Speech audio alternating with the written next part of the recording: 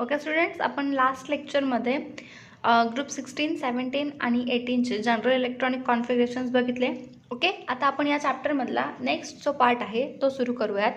त्याचं नाव आहे atomic and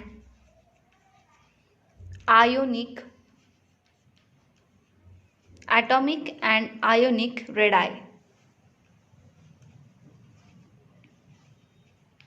Okay, these both atomic and ionic radius. This shows the variations along the group and period.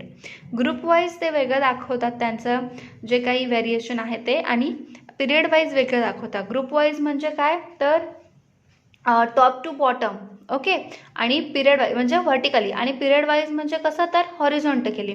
ठीक आहे, तर व्हर्टिकली आणि हॉरिझॉन्टली हे जे काही ॲटॉमिक आणि आयोनिक रेडियस आहे त्यांचे जे काही म्हणजे त्या जे काही ट्रेंड दाखवतात तो आपल्याला या ठिकाणी बघायचा आहे. ठीक आहे, तर इन ग्रुप 16 असेल, 17 असेल किंवा 18 या तिन्ही ग्रुप्समध्ये ही जी काही ॲटॉमिक रेडियस आहे किंवा आयोनिक रेडियस आहेत, it goes on increasing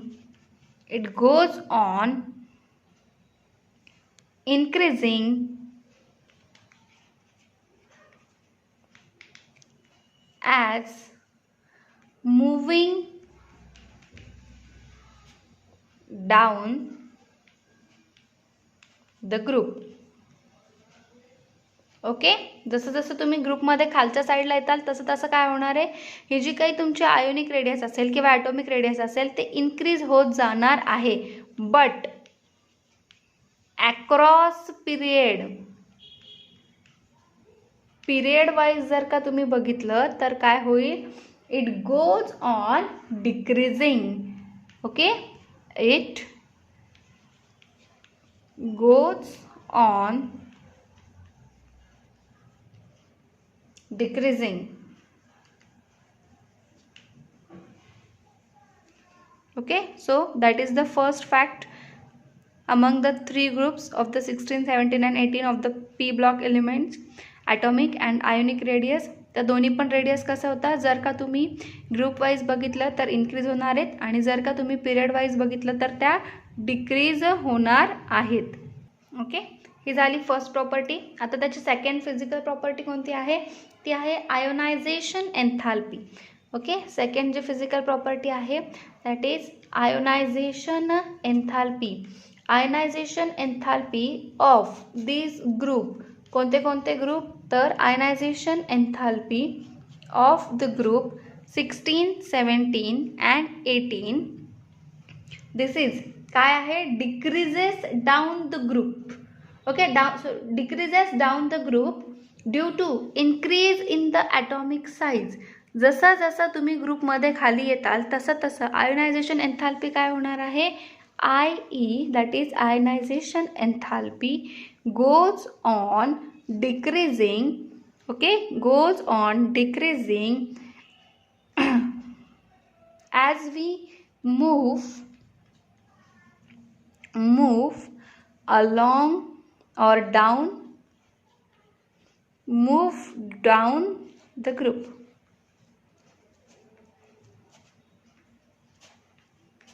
okay, आणि मग आता हे झालं ग्रुप वाईज.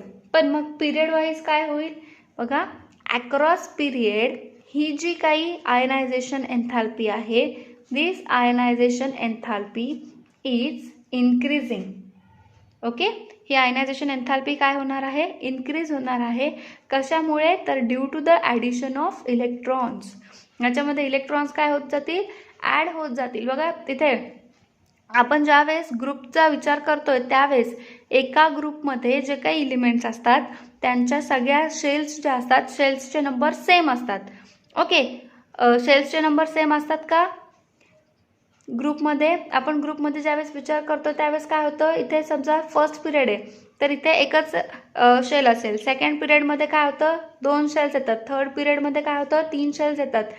ओके, आता हे झालं काय ग्रुप वाईज. ओके, पण आता पिरियड वाईज जर का बघितलं तर इथे सगळे जे काही एलिमेंट्स आहेत तिथे याला एकच शेल असतील, याला दोनच शेल असतील, याला तीनच शेल असतील पिरियड वाईज. ग्रुप वाईज एक एक शेल काय होत जातीये, इन्क्रीज होत जातीये. मग त्याच्यामुळे काय होतंय, त्याचा परिणाम त्याच्या ॲटॉमिक रेडियसवरही होतो, आयोनिक रेडियसवरही होतो आणि आयनायझेशन एन्थाल्पीवरही होतो. इथे काय होत जाणार आहे, जसं जसं एक एक शेल ॲड होत जाईल तसं तसं ionization enthalpy down the group काय होत जाणार आहे, डिक्रीज होत जाईल.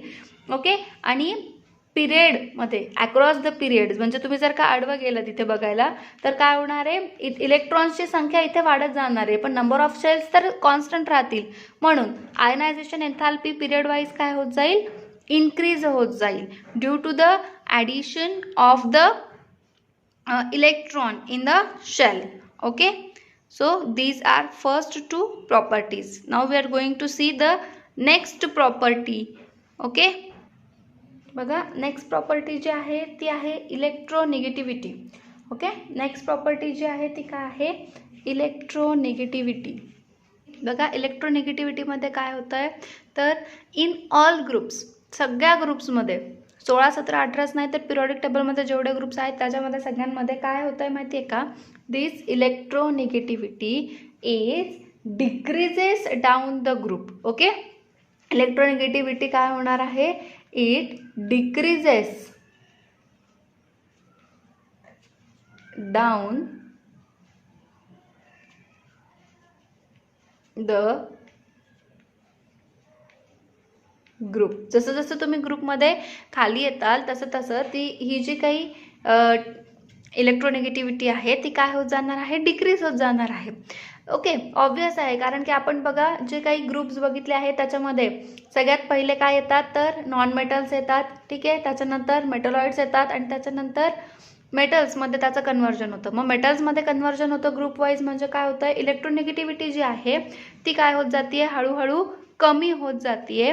त्याच्यामुळे आपण ग्रुप वाईज जर का इलेक्ट्रोनिगेटिव्हिटीचा विचार केला तर it is a decreases down the group. आता ह्या 16, 17 आणि 18 या ग्रुप्समध्ये ऑक्सिजन जो आहे, ओके 16व्या ग्रुपचा एलिमेंट आहे, this oxygen has highest electronegativity. Okay, त्याच्याकडे काय आहे तर हायेस्ट इलेक्ट्रोनिगेटिव्हिटी आहे. कुणाच्या नंतर, it has the highest electronegativity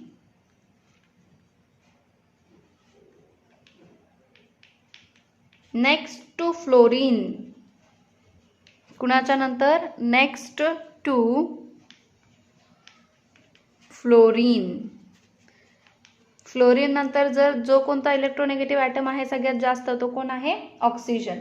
त्याच्यानंतर बघा सगळ्यात जास्त इलेक्ट्रोनिगेटिव्हिटी कुणाकडे असणार आहे, हॅलोजन्सकडे. ओके, हॅलोजन्स म्हणजे group 17 element. Okay, halogens, all halogens have very high, halogens have very high electronegativity. Electronegativity. Okay, आणि त्यातल्या त्यात फ्लोरीन जो आहे it is the most electronegative element among the periodic table. कोण, fluorine. Fluorine it is what, it is most electronegative element among the periodic table. Periodic टेबलमधला सगळ्यात जास्त इलेक्ट्रोनिगेटिव्ह जो काही एलिमेंट आहे त्याचं नाव काय आहे, fluorine. So that is the third property of or third physical property of the elements of the group 16, 17 and 18. That is what, electronegativity. Electronegativity काय होते, ग्रुप वाईज डिक्रीज होत जाते. ऑक्सिजन जो आहे तो काय आहे, सेकंड हायेस्ट इलेक्ट्रोनिगेटिव्ह ॲटम आहे किंवा एलिमेंट आहे. सगळ्यात जास्त इलेक्ट्रोनिगेटिव्हिटी कोणाची आहे तर फ्लोरीनची. फ्लोरीन हा पूर्ण पिरियडिक टेबलमध्ये सगळ्यात जास्त इलेक्ट्रोनिगेटिव्ह ॲटम आहे. आणि हॅलोजन्स जे आहेत ते सगळेच्या सगळे हॅलोजन्स काय करतात, सगळ्यात जास्त इलेक्ट्रोनिगेटिव्हिटी शो करतात. ओके, आता आपण बघणार आहोत नेक्स्ट प्रॉपर्टी. बघा नेक्स्ट जी प्रॉपर्टी आहे ती आहे इलेक्ट्रॉन गेन एन्थाल्पी. आता इलेक्ट्रॉन गेन एन्थाल्पी म्हणजे काय तर म्हणजे ॲटम्सची जे काही इलेक्ट्रॉन्स आहेत ते इलेक्ट्रॉन्स गेन करण्याची जी काही कॅपॅसिटी असते किंवा टेंडन्सी असते त्याला आपण काय म्हणतो, इलेक्ट्रॉन गेन एन्थॅल्पी. आता ही जी काही इलेक्ट्रॉन गेन एन्थॅल्पी आहे ती ग्रुप 16, 17 आणि 18 मध्ये electron gain enthalpy becomes less negative. Okay, in group 16 and 17 काय आहे ही electron gain enthalpy, it is become less negative. कधी लेस निगेटिव्ह आहे ती, as we moving down the group. Okay, जसं जसं आपण काय करणार आहोत तर ग्रुपमध्ये खालच्या साईडला जाणार आहोत तसंच ह्या इलेक्ट्रॉन गेन एन्थॅल्पी जी आहे ग्रुप 16 आणि 70ची, हे मी शॉर्टमध्ये लिहिलेलं आहे, ॲक्च्युली असं लिहित नाहीत त्याला, पण तुम्हाला इलेक्ट्रॉन गेन एन्थॅल्पी तुम्ही फक्त इथे समजून घ्या. That is what electron gain एन्थॅल्पी is less negative down the group. कोणत्या ग्रुपमध्ये तर 16 आणि 17 मध्ये. Okay, down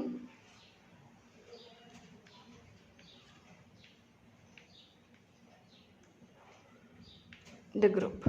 okay, now the next is 17 ग्रुपमध्ये फ्लोरीनची जी काही इलेक्ट्रॉन गेन एन्थॅल्पी आहे ती कशी आहे, सगळ्यात लेस आहे, कारण की त्याच्याकडे काय आहे, त्याची साईज सगळ्यात लहान आहे. मग 16 ग्रुपमध्ये कोणाची इलेक्ट्रॉन गेन एन्थॅल्पी सगळ्यात कमी असणार आहे तर ऑक्सिजनची, than the sulphur. Why, because due to the size of the item.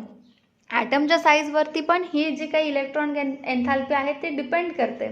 आणि व्हॉट अबाउट ग्रुप 18, बघा ग्रुप 18चे जे काही एलिमेंट्स आहेत they do not have tendency to accept electron. Okay, 18 ग्रुपचे जे काही एलिमेंट्स आहेत, ओके, डू नॉट हॅव, त्यांच्याकडे इलेक्ट्रॉन घेण्याची टेंडन्सी नाही आहे. का बरं, कारण की ते कसे आहेत, फुलफिल्ड आहेत. Okay, they do not have tendency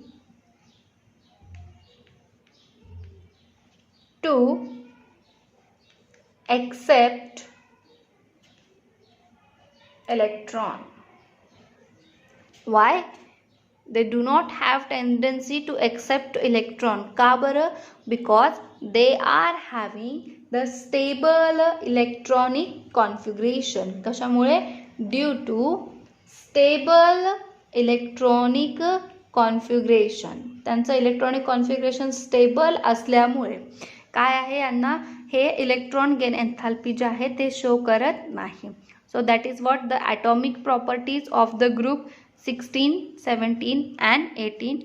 now the next is physical properties of the group 16, 17 and 18. आता आपण सुरू करूयात तर ग्रुप 16च्या फिजिकल प्रॉपर्टीज.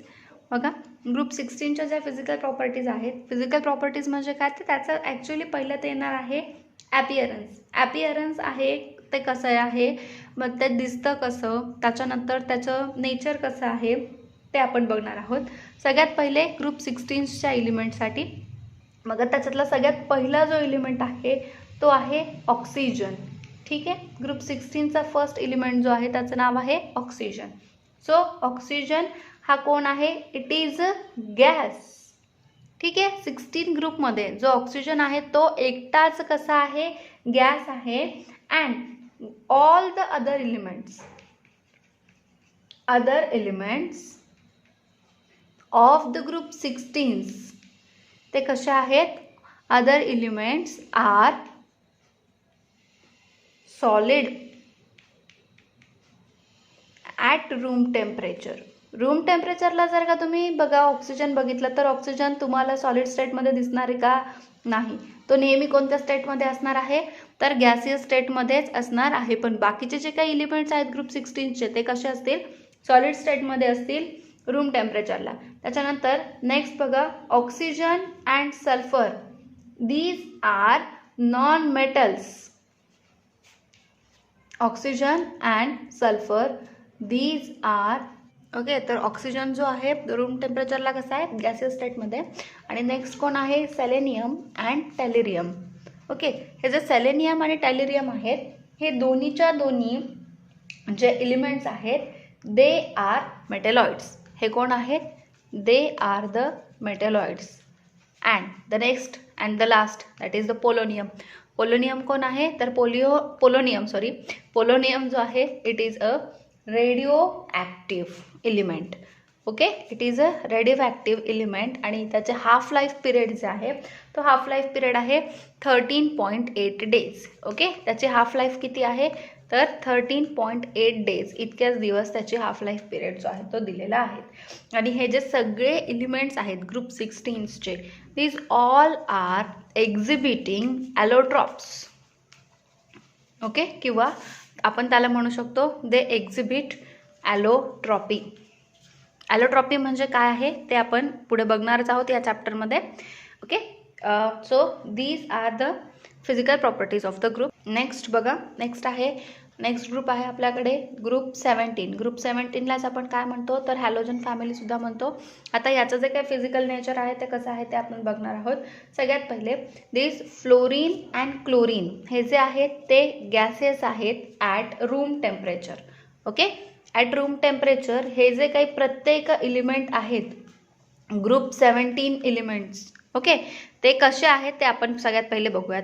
तर फ्लोरीन आणि क्लोरीन हे जे दोन एलिमेंट्स आहेत ते कसे आहेत they are the gases at the room temperature of the group 17. त्याच्यानंतर नेक्स्ट जे एलिमेंट आहे that is bromine. Bromine it is liquid at room temperature and the last then iodine. Iodine it is solid at room temperature. Okay, again we are not going to talk about the astatine. का बरं, कारण की तो पण radio active element आहे आणि त्याचा generally एवढा काही यूज नाही आहे, त्याच्यामुळे आपण त्याच्याबद्दल बघणार नाही आहोत. फक्त काय लक्षात घ्यायचं तुम्हाला की रूम टेम्परेचरला फ्लोरीन आणि क्लोरीन जे आहेत ते गॅसेस स्टेटमध्ये असणार आहेत, ब्रोमीन जो आहे तो लिक्विड स्टेटमध्ये असणार आहे आणि आयोडीन जो आहे तो सॉलिड स्टेटमध्ये असणार आहे. त्याच्यानंतर हे जे 17 ग्रुपचे एलिमेंट्स आहेत 17 ग्रुपचे एलिमेंट्स काय करतात कलर शो करतात. ओके, तर ते कलर फॉर्मिंग एलिमेंट्स आहेत किंवा त्यांचं जे काही सॉल्ट असतात ना त्या प्रत्येक सॉल्टला एक काहीतरी विशिष्ट कलर असतो. ठीक आहे, तर त्याच्यातला जर का तुम्ही फ्लोरीन यूज केलेला असेल तर फ्लोरीनला असेल येलो कलर. ओके, फ्लोरीनला कोणता कलर आहे येलो कलर आहे. त्याच्यानंतर next chlorine is having greenish yellow colour. Okay, fluorine नंतर क्लोरीनला काय आहे फ्लोरीनला आहे येलो कलर, क्लोरीनला आहे ग्रीनिश येलो कलर. त्याच्यानंतर आहे ब्रोमीन जो आहे तो आहे red in colour. Now the next is iodine. आयोडीनचा जो कलर आहे आयोडीनचा कलर आहे बघा violet.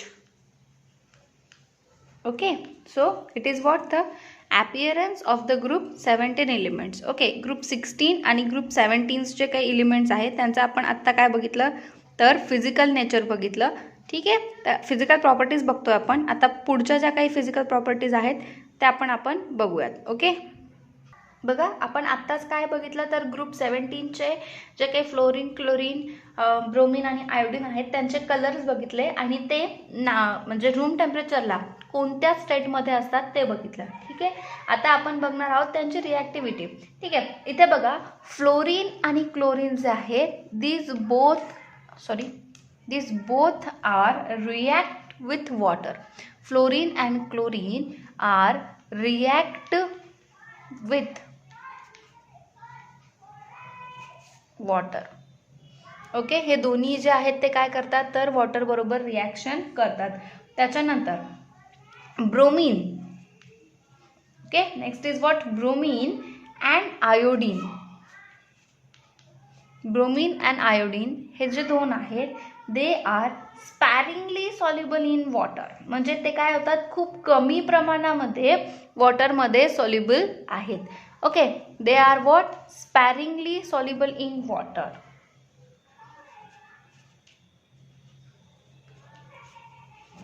स्पॅरिंगली soluble in water. Okay, but they are soluble in कशामध्ये soluble आहेत ते तर in organic solvent. They are soluble in organic solvents. Organic solvents म्हणजे काय आपलं बेन्झीन झालं. ठीक आहे, त्याच्यानंतर नेक्स्ट अजून काय आहे तर कार्बन डायसल्फाईड झालं, क्लोरोफॉर्म झालं, यांच्यामध्ये काय आहेत, हे जे काही ग्रुप 17 मधला ब्रोमीन आणि आयोडीन आहेत ते दोन्हीही सोल्युबल आहेत. Okay okay. नेक्स्ट आहे ग्रुप 18 एलिमेंट. ग्रुप 18चे जे काही एलिमेंट आहेत त्यांना आपण नोबल गॅसेस म्हणून सुद्धा ओळखतो, किंवा ती काय आहे तर 0 ग्रुपची फॅमिली आहे. ठीक आहे. हे जे सगळे एलिमेंट्स आहेत these all are monoatomic. Okay. आपण मगाशी बघा ज्यावेळेस ग्रुप 17चे एलिमेंट्स लिहिले त्यावेळेस ते कसे लिहिले, F2 लिहिलं, Cl2 लिहिलं. ओके. म्हणजे हे कसे होते तर हे डाय ॲटॉमिक होते. पण तेच ज्या वेळेस आपण कुणाचा विचार करणार आहोत ग्रुप 18चे, तर ग्रुप 18चे एलिमेंट्स कसे आहेत, मोनो ॲटॉमिक आहे. म्हणजे आपण ते लिहिताना फक्त काय लिहू, हेलियम, निऑन, ओके असं लिहूयात आपण. पण त्याच्यानंतर 2 असा लेटर तिथे येणार नाही, असा नंबर आपण तिथे लिहिणार नाहीत.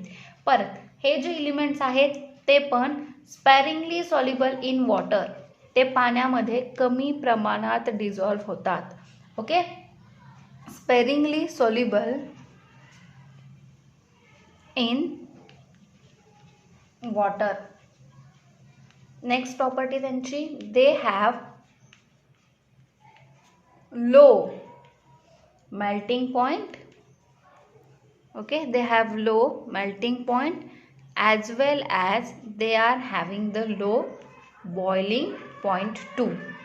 And the last property of the group 18 element is the helium.